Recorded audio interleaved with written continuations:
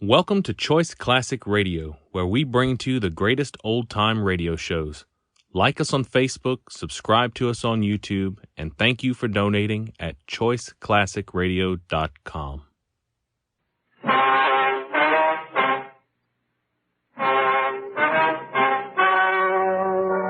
The story you are about to hear is true.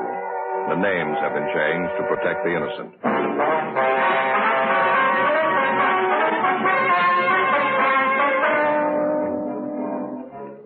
You're a detective sergeant. You're assigned to homicide detail. An unidentified man is abducted from a downtown street. The scene is checked where the man was reported taken. Bloodstains are found on the sidewalk. The abductors escaped in a gray sedan. No one saw the license number. Your job? Get him.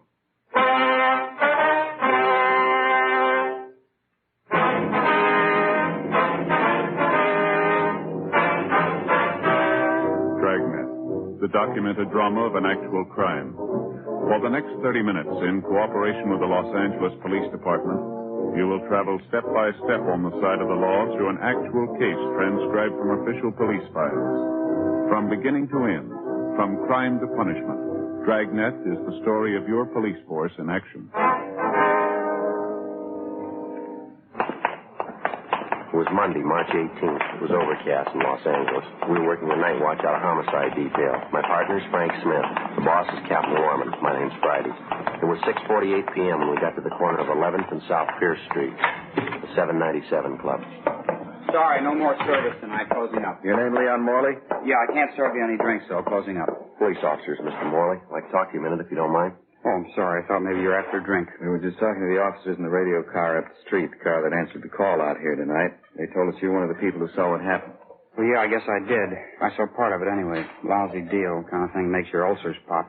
That's why I'm closing down early, going home. We're following through in the investigation, Mr. Morley. I'd like to have you tell us everything you know about it, if you would, everything that you saw. I told the cops in the radio car everything I know. It was about 6 o'clock, and I heard this big commotion out in the street. I didn't know what it was. Sounded like somebody was hurt. I went out and took a look. Marie in the beauty shop next door, she was outside rubbernecking, too. She saw as much as I did. You talked to her? Yes, sir, we have. She wasn't too clear on some of the details. Maybe you can straighten it out for us. I'm glad to if I can. What do you want to know? You mind telling us in your own words just exactly how it happened? I mean, how you saw it? Well, there's not an awful lot to it. I was working behind the bar here, and it was around 6 o'clock, like I say, maybe a couple of minutes after. I was just fixing up a round of drinks for some fellows when I heard this noise outside. Yeah. Didn't know what it was at first. Sounded like somebody screaming, like they were hurt. You said you heard this commotion outside the bar about 6 o'clock. Yeah, that's right. Well, I didn't go out right then. I finished mixing the round of drinks. First, I thought the racket was just a couple of early drunks, but it kept on. Man screaming. It got louder, and I decided to take a look. Mm-hmm. I went out and looked down the street a couple of doors, down toward the corner. Which corner is that, Mr. Morley? The nearest one, down to the left. Here, I'll show you. All right, fine. I didn't know what was happening. It was a terrible sound. Man screaming at the top of his lungs. You recognize who the man was? No, I didn't. Never saw him before. Didn't get too good a look at him anyway. It was getting kind of dark. Here, let me show you. Over here by the window. Fine. I see it was right down there, just next to that mailbox. Mm-hmm. These two guys had a hold of the man who was screaming. They were trying to drag him into a car, a gray sedan. The man was trying to fight him off. Can you describe any of these three men for us? No, I couldn't be sure about it. Like I say, it was getting kind of dark. Well, you can see for yourself they were about 75 or 100 feet away. This man they were trying to drag into the car, he kept screaming, "Leave me alone, you can have the money. Leave me alone, you can have my car." Looked like he was hurt to me, blood on his clothes. Didn't anybody try to help him? Well, you know how this neighborhood is. When there's trouble, they all cut out. They don't want to get involved. It happened pretty fast anyway. These two guys got this man in the back seat of the car, and the big guy got in the back seat with him. The smaller guy got in the front seat, and they took off. Now, which way did they go, Mr. Morley? Straight down the street there. They turned right at that corner. Mm-hmm. Did you happen to see the license number? No, I thought of it, though. They didn't turn the car lights on and went by pretty fast, too. I couldn't get a good look at it. Was it a California plate, do you know? Oh, yeah, I noticed that much. That's about all, though. What kind of a car was it? Like I told you, a gray sedan, four-door. I couldn't tell the make. Fairly new car. Well, did you notice anything outstanding about the car? Anything at all? Well, I don't know. What do you mean outstanding? Well, special markings of any kind. Anything unusual. Maybe some of the accessories. Spotlight? Anything like that? No, nothing I noticed. The rear bumper was bent out, I think. Matter of fact, I'm pretty sure of it. Rear bumper? Yeah. I saw it when they drove off. They drove right past the place here. Well, how about the men, sir? Can you describe them at all? No. One was pretty tall and thin. The other one was smaller. About the same build on the thin side. They sure must have worked that guy over. He was all bent over. Looked like he was holding his stomach. Stains all down the front of his suit. On the sidewalk, too. I guess you saw that. Yes, sir, we did. Now, you're sure that you've never seen any of these men before? Nothing familiar about them at all? No, sir, not to me. I think if I saw him before, I'd know it.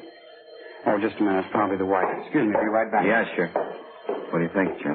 Well, it doesn't look too good. Stains on the sidewalk down there. If it was just a robbery, why'd they take the guy with them? You got me. Possibly might have recognized him. Well, maybe you got some, but I hope you're wrong. If he can make the hood, it's a good chance they're not going to turn the man loose alive. Sergeant. Yeah. It's your office on the phone. I want to talk to either one of you. Oh, I'll get it, Joe. All right, thanks, Frank. Phone straight back, Sergeant. End of the bar. Yeah. Okay, thanks. Look, Sergeant, I got to have something to quiet my nerves. How about you? You want a drink? No, thanks. Besides the woman in that beauty shop next door, Mr. Morley, did you notice anyone else around who saw what went on?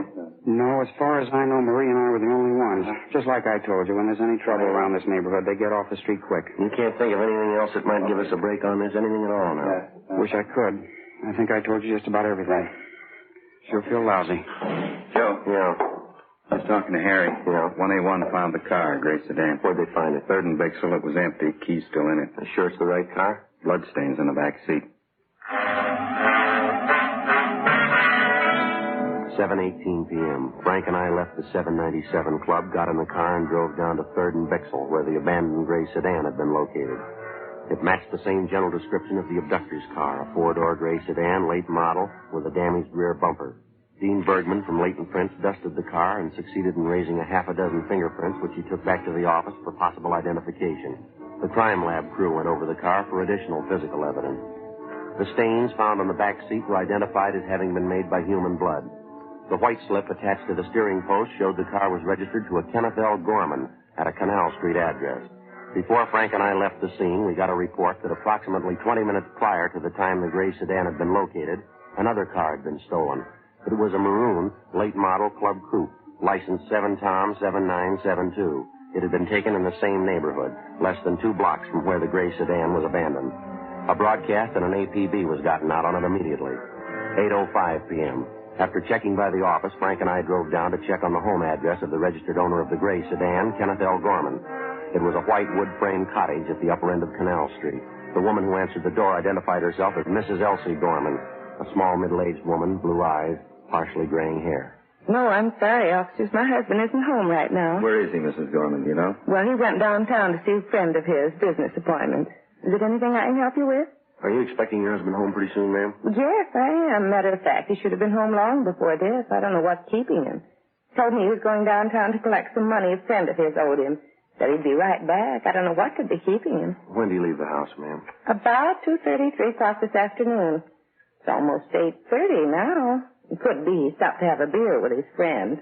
He usually phones, though, if he's going to be late. I don't understand these men sometimes. You and your husband own a car, Mrs. Gorman? Yes, we do. My husband has it right now. Why? What kind of a car is it, ma'am? A 49 Chevy sedan. Gray color, 4-door? Yes.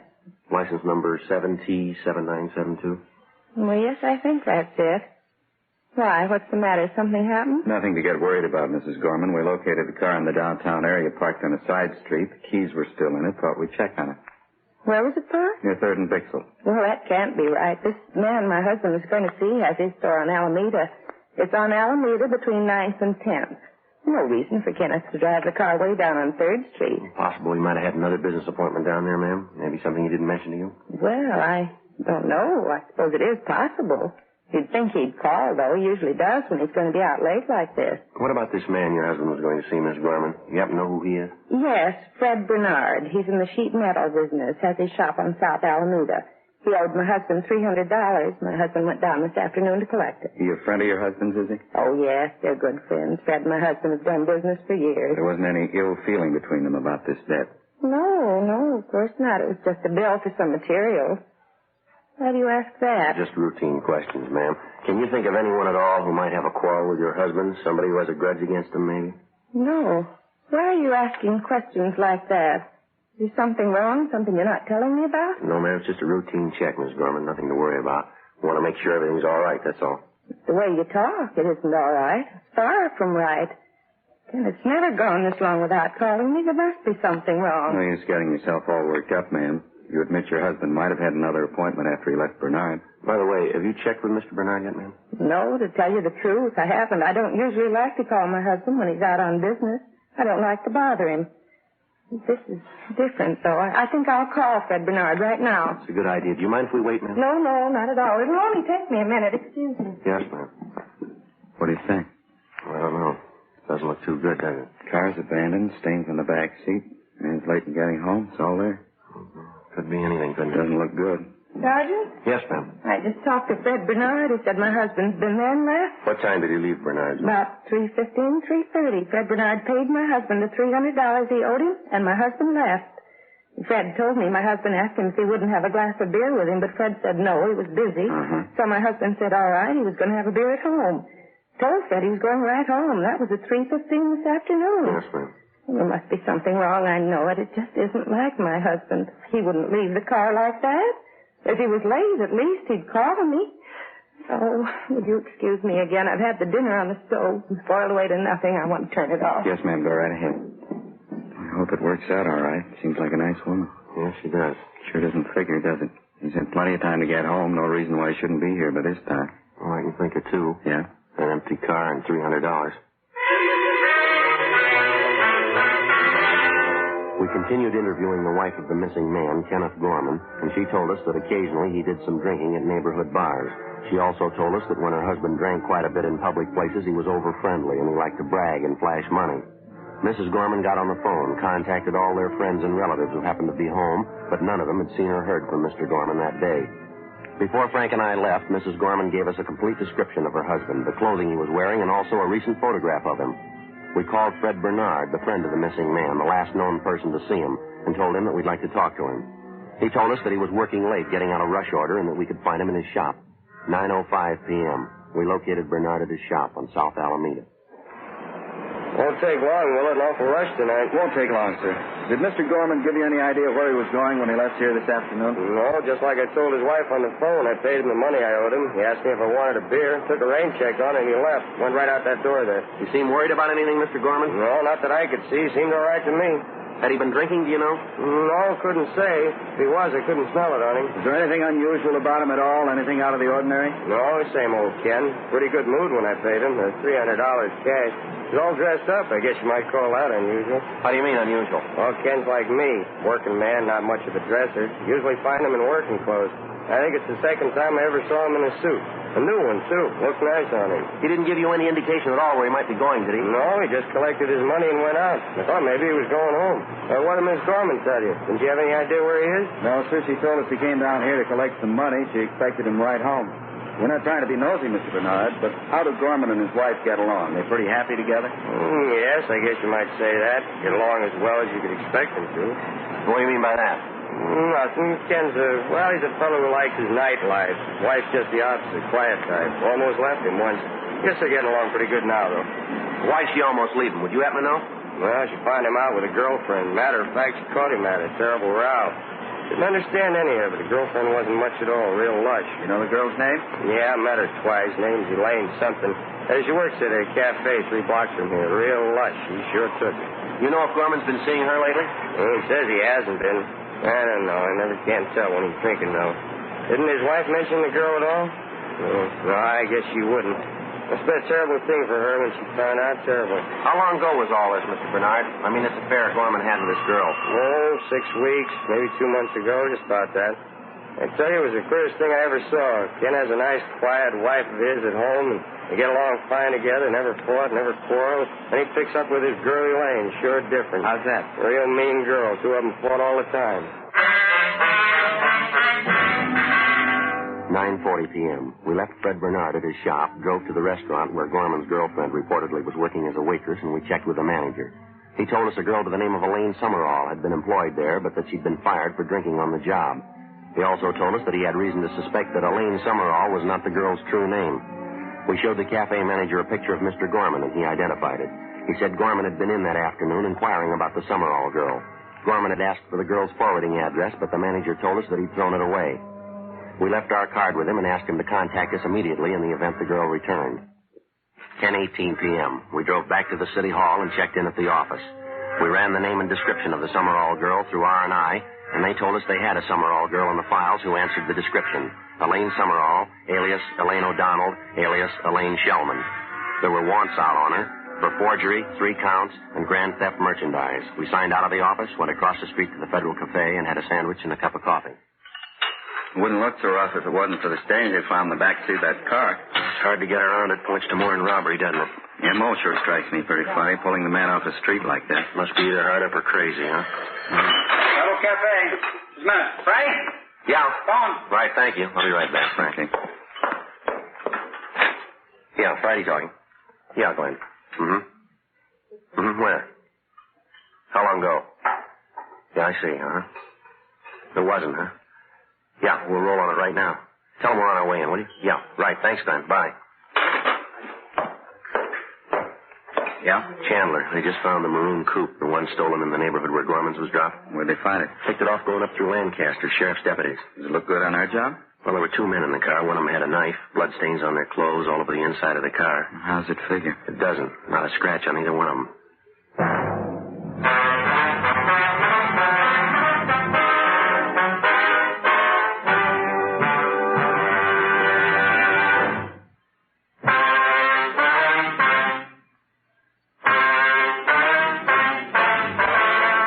Monday, March 18th, 10:40 p.m.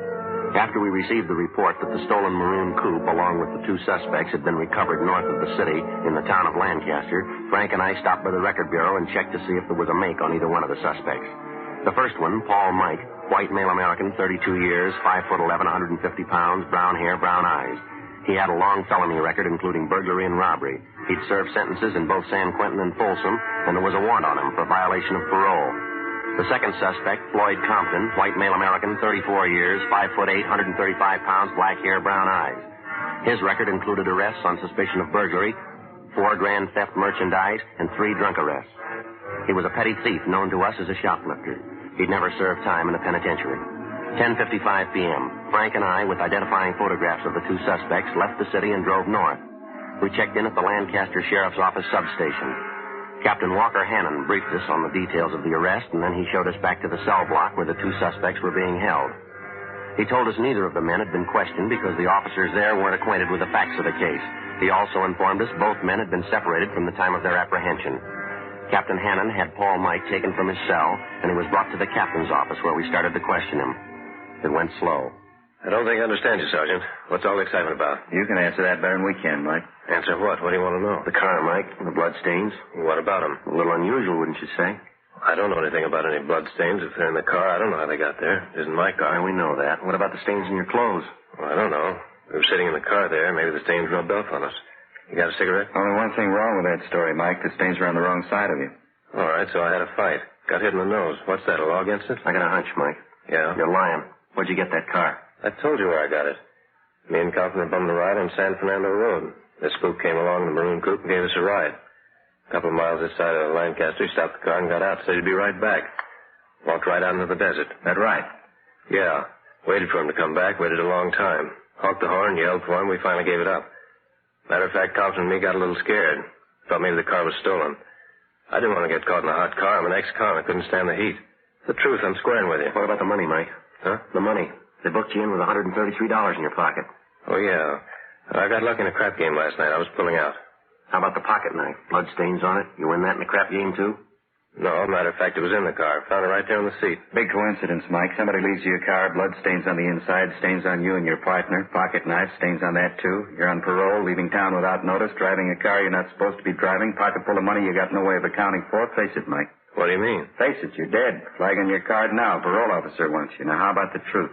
What do you mean the truth? I told it to you. Now, come on. Let's save time for all of us, Mike. You've been around long enough. You've graduated. You know we're not going to buy that line. What line?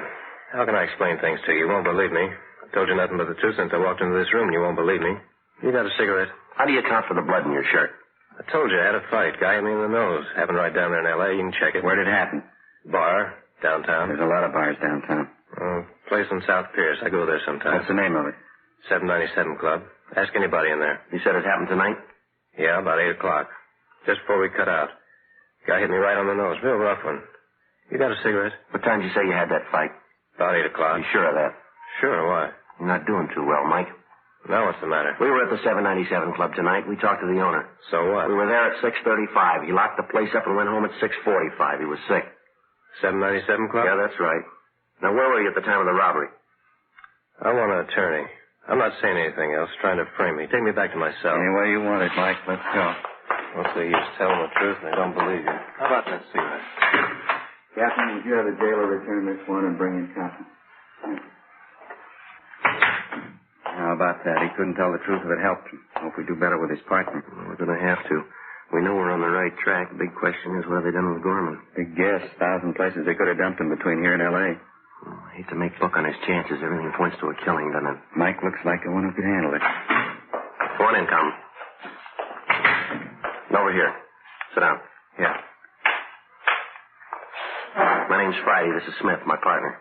Hi. Branched out of your class, haven't you, Compton? Running in the big time here? What do you mean? We haven't done anything. Robbery, kidnapping, grand theft auto. You're moving pretty fast. Didn't Mike tell you? This guy gave us a ride. He stopped the car and walked away. We didn't steal the car. Thought the guy was lost. We drove in here to get help. Let's take it from the top. Where'd you spend the day? Who were you with? Mike. He stayed overnight with me. Both slept till about 2 o'clock, got something to eat, and went to a show. Got out about 5. What'd you do then? Went to this bar downtown. Didn't Mike tell you? You were with him, weren't you? Sure, I was with him. He'll tell you that. He did. You didn't do anything wrong, did you? No. Then what are you worrying about? Let's forget Mike now. You level with us, will you? You're getting it straight. I didn't do anything. Mike says he can't stand another beef. Can't afford it. He's too up right now. I know that. Well, we believe him, Compton. Mike's done too much time. He couldn't make another trip easy. We think he's telling us the truth. Well, so am I. What are you getting at anyway? All right, now let's get on the bandwagon while you can. We don't need you, Compton. If you talk or not, it doesn't make any difference. Just a minute. Can I talk to Mike? All right, we'll give it a try. Frank, you want to ask him? Yeah, okay. Be right back. Now, let's pick up where we left off. The bloodstains on your clothes, stains inside the car. Where'd they come from? Mike told you, didn't he? Yeah, you tell us. What for? Why can't I wait till Mike gets here? All right, what about the money? You want to explain about that? Nothing to explain. I saved it. What kind of work do you do? Odd jobs around town, any place I can find them. You say you got up at 2, you had something to eat, you went to a show, and you got out about 5 o'clock. Is that right? Yeah, that's right. When'd you go to the 797 Club? Right after the show, about 5 o'clock. How long did you stay there? About an hour, till about 6 o'clock. Anything unusual happen when you were in the bar? What do you mean? Anything unusual, anything out of the ordinary? Oh, Mike and me sat there, talked, had some drinks. Pretty dead place. Decided to take off for Reno. Mike's got a friend up there, good friend. Thought maybe he'd get the both of us jobs. Captain? Yeah? Where's Mike? I told him you wanted to talk to him. He said he didn't want to see you. They took him out to feed him. Told me to tell you he'd see you in court. What do you mean, see me in court? I think you got it, Captain. We told you we didn't need you. Come on, we're tired. We're going to lock you up. What'd he say? What'd he tell you? Now, look, fella, we're tired. You wanted to go the hard way. All right, you'll get the answers in court. Well, what did he say? What'd he tell you? Come on, let's go. You should have known better. Mike's not going to ride your beef for you. He was in it all the way. It's his idea and it's his beef, not mine. I argued with him. I know he shouldn't have gone along crazy. Yeah, come on. It's the truth. The whole thing's Mike's. It's his knife, too. Met the guy in some bar, and he was real high, talking about some dame he was looking for, a girlfriend. Guy bought us a couple of drinks, had a big roll of bills. Mike framed the whole thing. Yeah? Yeah, he wanted to roll the guy. We left, got in the guy's car, and drove with him way toward town. Mike was driving. I didn't know what he was heading for. All of a sudden, the guy says he wants another drink. Mike didn't want to stop, but he was making a racket. Finally pulled up by the 797 Club. We got out. Then the guy changes his mind. He wants to go home. Mike tried to talk to him, but he wouldn't listen. Mike pulled a knife and cut him. Then he slugged the guy, and the two of us pushed him in the car and took off. Where'd you go from there? We cruised around till we found another car, maroon coupe. We clouded that one, dumped the gray sedan, and took off up this way. Right. Look, it's the truth. I'll even tell you about the guy. What happened to him? You got flashlights in your car? The man's still alive? I don't know. He was when we left him. 1:45 a.m. The Lancaster Sheriff's Substation contacted the local emergency ambulance, and they were instructed to follow our car. Along with the suspect, Floyd Compton, Frank and I got in the car and headed south, following his directions. After several tries at locating the spot where Mike and Compton supposedly left their victim, we finally found where they'd parked their car on the side of the road. We got out, and Compton led us back across a stretch of sand to a thick clump of sagebrush about 300 yards off the highway. The victim, Kenneth Gorman, was lying face down. His hands and feet were tied together. It was fairly evident that he'd lost a good deal of blood and that he was in a state of severe shock. He was placed on a stretcher and placed in the ambulance. All right, Compton, that's it. Let's go. Be real tough. Sure glad he ain't dead. Yeah, sure. Come on. Where are we going now? Back to the sheriff's office. Want to take your statement. Okay with me. Just one thing I want. One more thing. Yeah? That lousy Mike. I want to be there. I want to see him. How's that? Trying to load this thing on me. I want to see his face when you tell him. Can't wait to see it. Yeah, neither can we.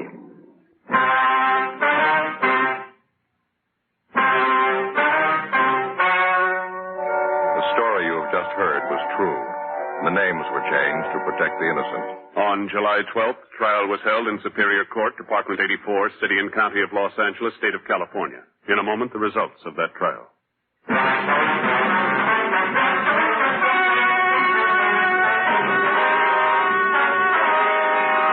Paul Mike and his accomplice, Floyd Compton, were filed on for violation of Section 209 of the Penal Code, kidnapping for the purpose of robbery, and Section 211 of the Penal Code, robbery in the first degree. They were also filed on for one count of grand theft auto. They were tried and convicted and received sentences as prescribed by law. Kidnapping for the purpose of robbery, where bodily harm is inflicted, is punishable by the death sentence or life imprisonment without possibility of parole. Robbery is punishable by imprisonment from 5 years to life. Grand theft auto is punishable by a prison term of not less than 1 nor more than 10 years. The victim, Kenneth Gorman, finally recovered after more than 3 months in the hospital. Ladies and gentlemen, next week, Dragnet presents a trilogy. 3 documented case histories of vital importance to all of us. This trio of authentic stories is both tragic and terrifying. Please try to hear Dragnet next week when we present our trilogy. You have just heard Dragnet, a series of authentic cases from official files. Technical advice comes from the Office of Chief of Police W.H. Parker, Los Angeles Police Department. Technical advisors Captain Jack Donahoe, Sergeant Marty Wynn, Sergeant Vance Frazier. Heard tonight were Vic Perrin, Virginia Gregg, Sam Edwards. Script by Jim Moser. Music by Walter Schumann. Hal Gibney speaking. Ladies and gentlemen, you may now read Dragnet every day on the comic page of your favorite newspaper. Please consult your local daily paper. King Size Fatima has brought you Dragnet, transcribed from Los Angeles.